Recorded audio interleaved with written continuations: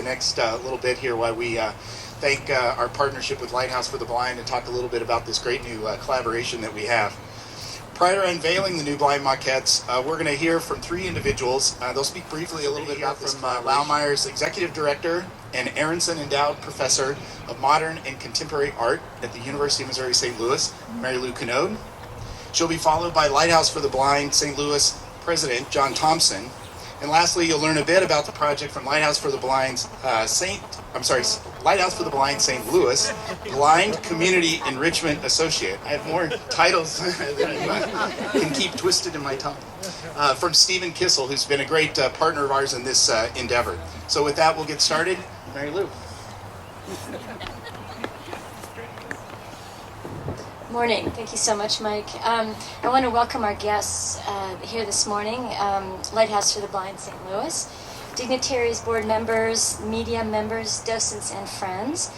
Laumeier Sculpture Park's Blind Maquette program was begun in 1991 with assistance from City Corps and the National Endowment for the Arts, and we created 12 maquettes originally. And today we unveil 6 new maquettes for works by Jenny Holzer, Mary Miss, 2 works by Judith Shea at the front of the building, Ernst Trova, and an orientation map, which you'll find down at the bottom of this particular area of the park. It is, however, really very fitting that we stand in front of Tony Tassett's Eye, the work that was specifically identified by our colleagues at Lighthouse for the Blind St. Louis for maquette. There's both humor and bathos in Tassett's enormous eye. He made a work that's both very literal of sight and very metaphoric, suggesting insight, the inner eye that guides us through life. Our partnership with Lighthouse for the Blind St. Louis is part of the cultural insight that museums bring to our community. And the Blind Maquettes signal both of our organizations' dedication to creating a diverse and socially rich community. These maquettes are part of our new Wayfinding Initiative, and the maquettes are an integral part of an active interpretation of the park and of the works on view, and in making the park accessible to a broad range of visitors. I just only had a couple of things to say, and I might be in some cases preaching to the choir, but one of the reasons that I felt it was important to be here today more than anything else was that, this cooperation between, 2 not-for-profits, and in this case we actually have the county park involved in it as well. I think it's just something that we've been working on for years, at least I have been since 2005 when we started programs at the Lighthouse, where we really want to get organizations working together so that we can do more as a group than individually. I mean, none of this could happen without Mary Lou and her group. I mean, I'll be the first one to tell you, I just don't know squat about art. I'm being honest. So... But I'm willing to learn. And, Stephen, who will talk to what it means to people that are visually impaired in just a minute, I won't speak for him, but he has gone to virtually every cultural arts and entertainment place here in St. Louis. And even though this particular facility, started the maquette program, quite some time ago, it has been, relatively dormant. So the fact that, we met with them early on, as we did with a lot of other ones you've heard of, people like the zoo and the Science Center, Art Museum, History Museum, et cetera, et cetera. Great thing about Laumeier is they were one that said, hey, it sounds like a great idea, let's do it. And this started about a year or so ago, and it's happened.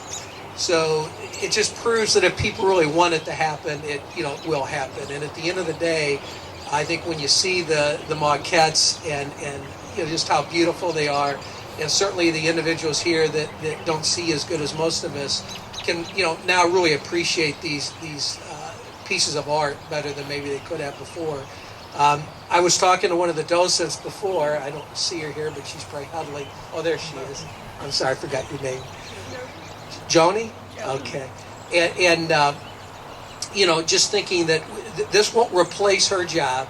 She's still going to have a great career here being a tour leader. But we really do hope that this is going to be an improvement on what this park has to offer. So I applaud. Well, thank you, John, and thank you all for. Can everybody hear me okay? Yeah. Okay. Well, thank you all for braving the cold and coming out here today.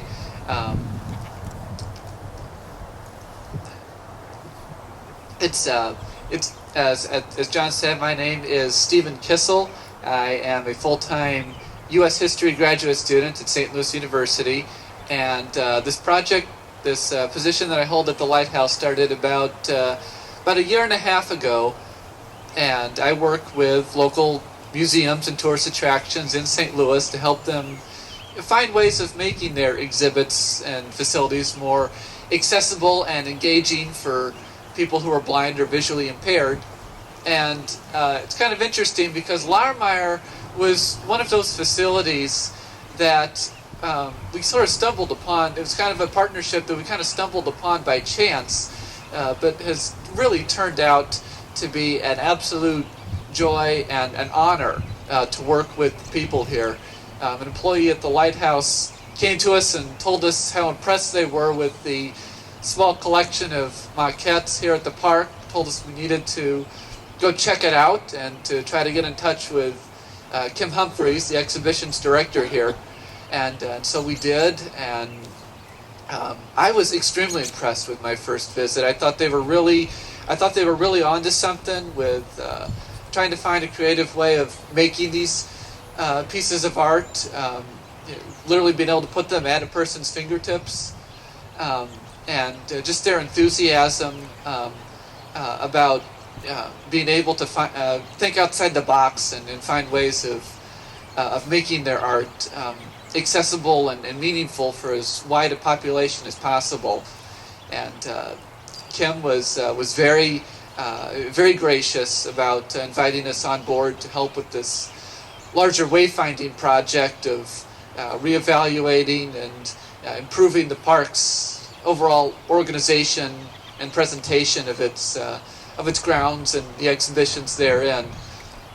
And so the five new maquettes and tactile map, both of which have braille and print nameplates we have to present to you today. This is really one of the first major milestones in that project.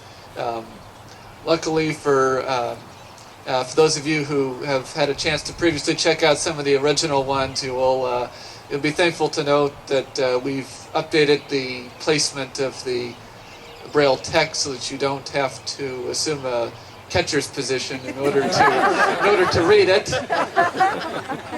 because we do want you to be at ease in doing these. We want you to come back and make it past more than one.